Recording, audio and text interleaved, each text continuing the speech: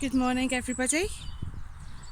It's been about 7 months since I last posted a video about Chipie following her Cushing's disease diagnosis. I'm delighted to say that the video has had over 1,200 views. And as I found when she was diagnosed, there is a real lack of information about canine Cushing's disease available. So hopefully my previous video has helped some of you out there. So Chipie was put on 14 milligrams of vetoryl a day. If you remember our previous video, I showed you some of the symptoms of canine Cushing's disease. Chipie had lost all the hair on her tummy. Her tail had gone to what the vets refer to as a rat's tail. So it was literally down to the bone. She had some growth, like little stone growths on her arms, and she had increased thirst. She was urinating frequently throughout the day. So fast forward 7 months, and Chipie has been on vetoryl for 40 milligrams a day. Her symptoms started to return at 6 months just before Christmas, and we increased that to 50 milligrams of vetoryl a day. And as you can see, it's like a different Chipie. Bear in mind that Chipie is going to be 14 in a couple of months' time.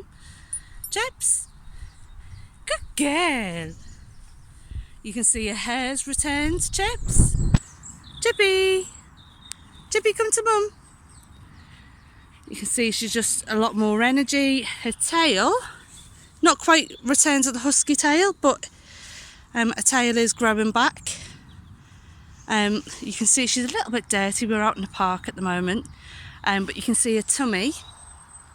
Chips, come to mum. Oops, oops, oops. Oh, she's still a little bit of an elderly lady, struggles to get up. But as you can see, her tummy, all her hair's grown back. Chips, Chipie, come to mum. Good girl. Say hello to everyone. So you can see massive difference. As I say, her tail's coming back, her hair's growing back, her energy is returned. So we know it's not a long-term solution, but I've got my old Chipie back, and for a lady who's nearly 14 years of age, I think she's doing remarkably well. So yeah, if you're considering vetoryl, it's not cheap.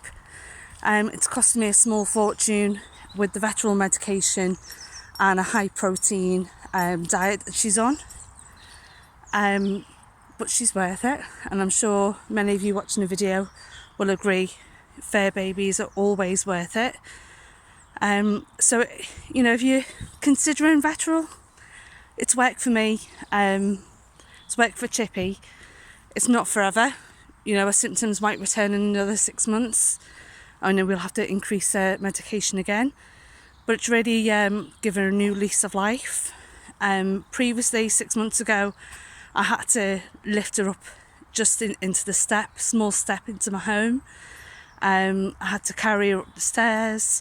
She had no energy. She could only walk, a couple of yards, literally. So as you can see, we've been walking now on a morning walk for a couple of miles. She's still got lots of energy. So it's worked for me. I would, actually say do your research. I mean, there's some symptoms which worries me, such as sudden death, which is really scary, but it has worked. And I've got, my old doggy back. So, Chips, say hello to everyone. Good girl. So that's it. That's our Cushing's disease update. We've had lots of messages. Keep them coming. I'll try and answer you all individually. But yeah, so this is 7 months following canine Cushing disease, and 7 months of taking vetoryl. Massive difference. Thanks.